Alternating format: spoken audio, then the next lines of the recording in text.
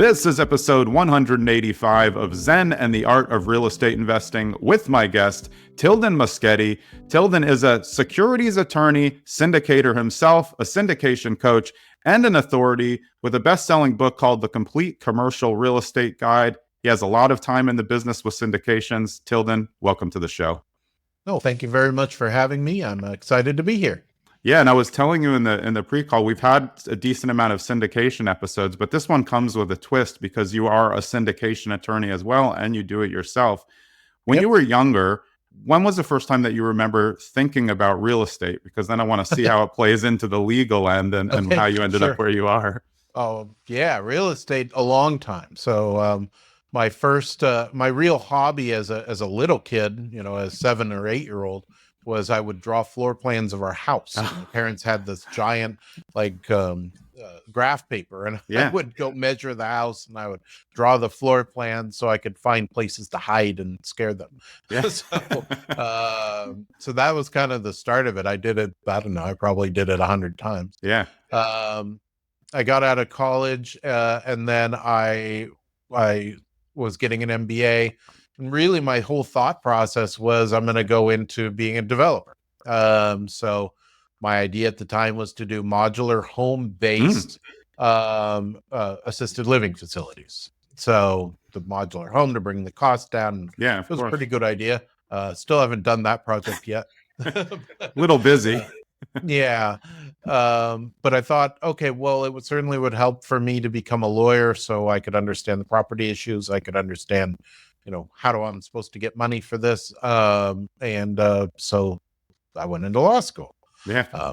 So, yeah. Do you remember, I mean, if you're like me, because of course I'm an attorney as well, and I remember taking property law in law school, and it was just like unlocked all this stuff. Because I grew up with a dad who was an investor, so I was always looking at properties, but I thought I was just going to be a lawyer, which I ended up doing. But I remember being in property and like, wait, I know a lot of this stuff. Like I've been thinking about a lot of this stuff, and I thought it was really cool. Did you have that going on? Because that class was just like a mind blown for me. I loved property. I think I might be the only person in my class that enjoyed it. So, yeah, I loved it too. You know, I didn't like torts at all. But I liked property, and I liked anything dealing with property and tax, or you know, those are the things that I really found them interesting. So yeah. We have had a lot of syndication shows, but we've never had someone with your legal expertise. So for people who don't understand syndication, can you just kind of explain how the setup is and what a syndication is in general? Because I think that would help kind of set the stage for us. Yeah, I think the best place to start is, what is a security?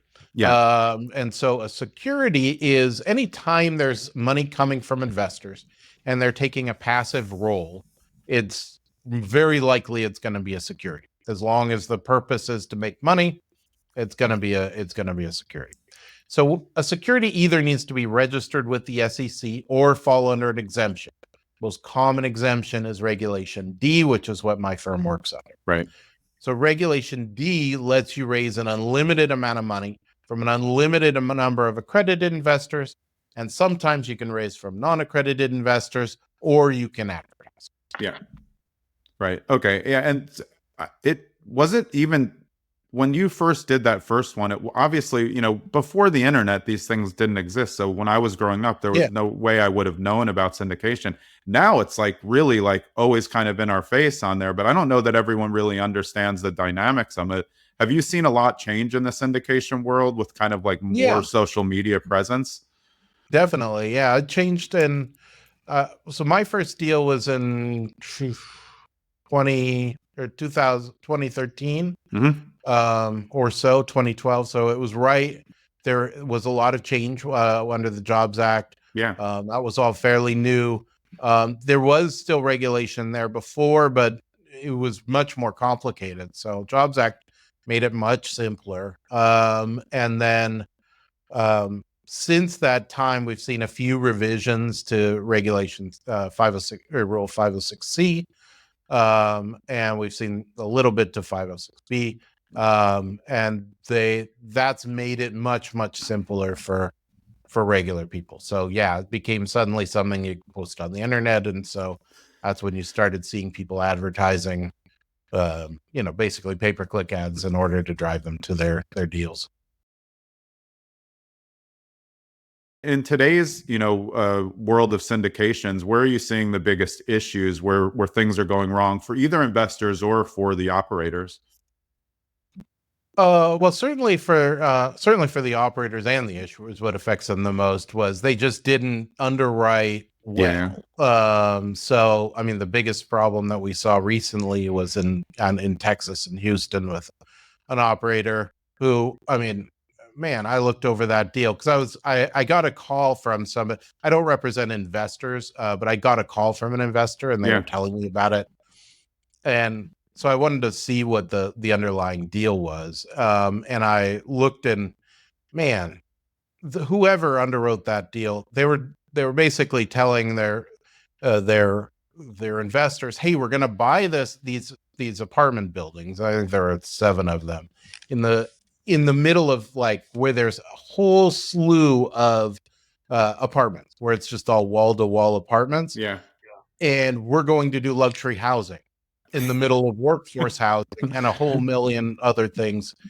And there's no luxury apartment. They're going to double the rents and everything like that. And that's what their analysis was based on. Yeah. And it just didn't work out. So they should have known better. So that just not underwriting of, hey, this isn't going to work. Yeah. Or is it even feasible to do something like this? Or what happens when interest rates rise, or what Yeah. happens, these kind of things just wasn't there. So Yeah. that's really the biggest problem. So I was doing some reading up on you, and I wanted you to get what this term means because I really like it, but I think it will also help people. So you'd said that you work with syndication lions. What does that mean to you? Because I like the connotation, and I was looking at your logo, and it's Yeah. definitely it fits, but it also fits the way that you want to do business. Yeah, I mean, syndication lions, it's people who go out there and get the job done, Yeah. right? So Yeah. and it's a very, action oriented process. So syndication itself, I mean, our job is to make investors money, right? That's what they hire us for by investing with us. And that means you work for it and you go at it with everything. So Yeah. I take, I take all of my investor money, super super seriously. I would much rather lose money personally Yeah. Of than course. lose investor money. And but I'm also always going to be working to try and get a better deal for them, make them more money, Yeah. the more I outperform, the more I get hired again. So Yeah. Yeah. We almost touched on it before, the kind of under promise, over perform. And I think when people Mhm. hear that, they think, well, why would you under promise? You're not saying like, oh, I'm giving them a terrible result. It's a good result No. that I'm going to make great. Yeah. No, I try to promise, a reasonable market Right. promise, maybe, as maybe slightly on the conservative side. I'd make sure they understand it's conservative. Right. But that's also not a promise. All right.